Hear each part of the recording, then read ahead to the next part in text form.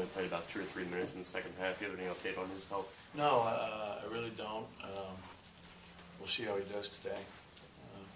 We went through a walkthrough yesterday for 20 minutes, and then I didn't have him involved in that, just letting it rest one day, see if that would help it, and then we lifted for 20 minutes, and then we watched the game for a couple hours. It looked like he was grabbing his leg when he left the game. Was there a specific area that was bothering him? Just his leg in general. Still waiting to see on IJ.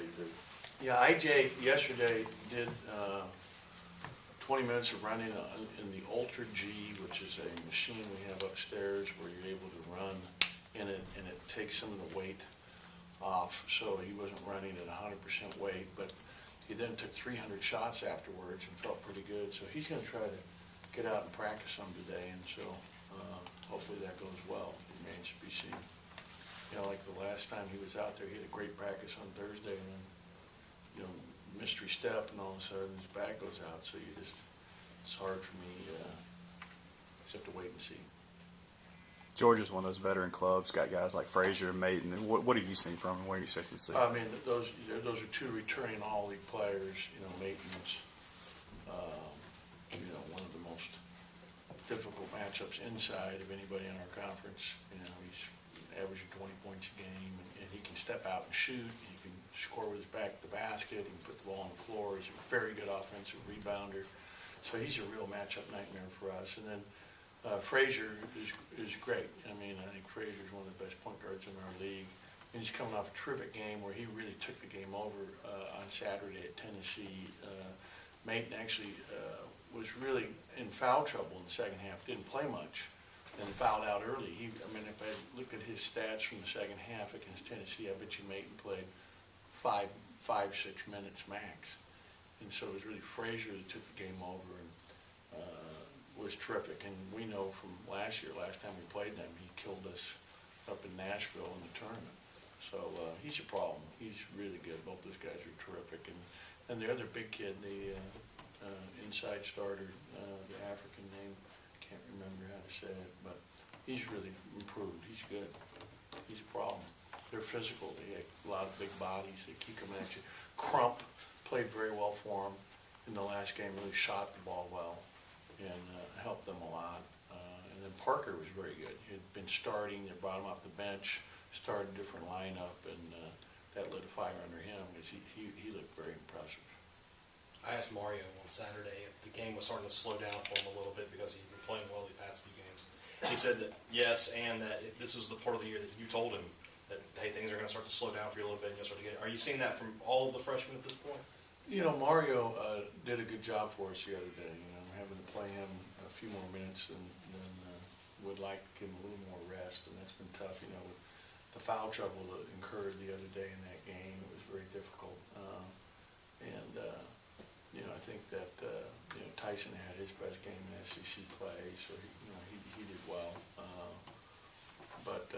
The guys are improving. It's just step by step, and slowly. It takes time. We're getting better, and we need Snyder to get going again. I thought Snyder had one of his poor performances on Saturday and did not play well. I'm really imploring him to be a better contester of shots. We need him to contest more shots. Like he's standing there watching too much instead of contesting. He needs to be getting his hands up more and contesting shots and be more of a rim protector when he's around the basket. A couple of weeks ago, you didn't start Eric just to you said you light a fire under him or whatever. Is that what you were doing the other night, or was there a matchup issue? We felt like with the lineup they had, that was a good matchup for us. And we're trying to play our best defensive team out there that matches up with the other. But sometimes Eric, when you look at the beginning of games, I think sometimes he's better coming off the bench. I don't know, it's the adrenaline rush at the beginning of each game. He gets it's like a minute and a half into the game, he's not playing with the kind of vigor that I would like him to play with. And I think that he actually, I think it helps him, to be honest with you, coming off the bench. Now, whether we start him tomorrow or not remains to be seen. But in any event, he's going to play a lot of minutes.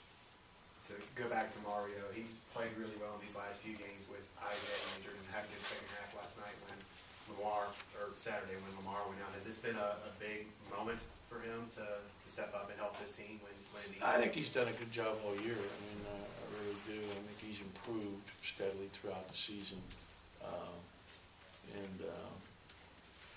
He's been consistent. He led us in rebounding again. I think he has a lot of fight in him and that he really competes. He made some big shots in that game that gave us a chance. He made one foul line, put us down one. He comes down, scores on the left-handed layup. Really nice finish for a kid with his size and his showing his mobility to give us a 1-point lead with 5:06 left in the game. Watching the game again was more painful than watching it live because you just saw we're right there and we got a really chance to close us. I mean, we're up 58-54 and can't have the sense of urgency to get stopped. They get a 3-point play to cut it back to 1. I mean, just a lot of specific plays that were unfortunate for us. He shot the three really well these last 3 games. Did something change in him? I think he's putting time into it and getting shots up, which is a big part of it. Like this morning, Q shot unbelievably. This morning at one time, I think Q made 34 threes in a row shooting. So I was excited about that. I expect him to shoot well tomorrow. I know Snyder's far from a finished product, but how far has he come since he arrived on campus? Well, he's come a long way. When he first got here, he had problems just changing ends because he was, too heavy. He was 283 pounds and got up to 292 in 4 days. So he's done a much better job in terms of, but like for him, it's just, getting the motor going at full capacity, and trying, we've really increased his minutes, and, and he's had some real, signs of, against Tennessee in the last home win that we had. He played great in that game, 15 rebounds. But it's just about him, and I think like for a kid like him, it's such a long season. Like I was really excited about Eli's minutes and about Tyson's minutes in our game against South Carolina. Both those freshmen did good things and played well for us, and so there's a lot of encouraging signs from the entire group. And Schneider's come a long way, and he's got a long way to go. I thought Eli was somebody who kind of went under the radar in that game, with a lot of different things that he did. With him and Carter, for like the last he's doing the other games. things. Let me just expand on Eli. Like he's blocking out and getting an over-the-top foul. Like he's penetrating and making nice passes. He got a good offensive rebound and keeps it alive that Eric's able to put back in. And he's doing a lot of things. Makes a big three, on a kick out because he spends a lot of time on his own coming in and doing extra. And you can see that, like you're talking about, like how much has Schneider come. I think Eli's come a long way, and really in just understanding and learning and getting better at learning the game. Like you can see where I can project where he could really be a good player, a year from now. Real good. That was definitely what I was going to Yeah, say. he's going to be a real good player, because the thing about him, he has a work ethic. This is really important to him. Like, he's probably spent as much time on his own or more than anybody in our program. And as a coach, you love that about a player. That guy is really important to him. He really wants to be good.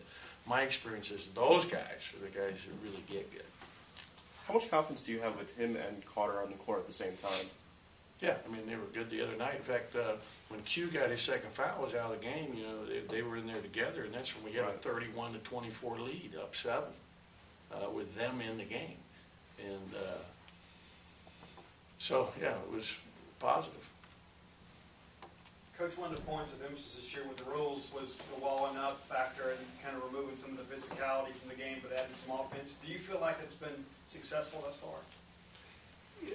I don't know what the walling up part is. Everybody just jump straight up and not have to worry about getting called for a foul where years past, if they were in the air, it was a foul. Yeah, it was just changed in the last couple of years. So last year, if you were in the restricted area, even if you were up in the air, it didn't matter what, you were getting the foul call on you. Now, they give a little more deference to the defense to be able to jump up and not get fouled, and one of their players did a good job of that. I can't comment on, specifics of the game, but, overall, I think that, when you look at the whole year, letting, the kids play for the most part, it's tighter than it's been in years past, but, and I hear that from other coaches, not just myself, other friends in the profession.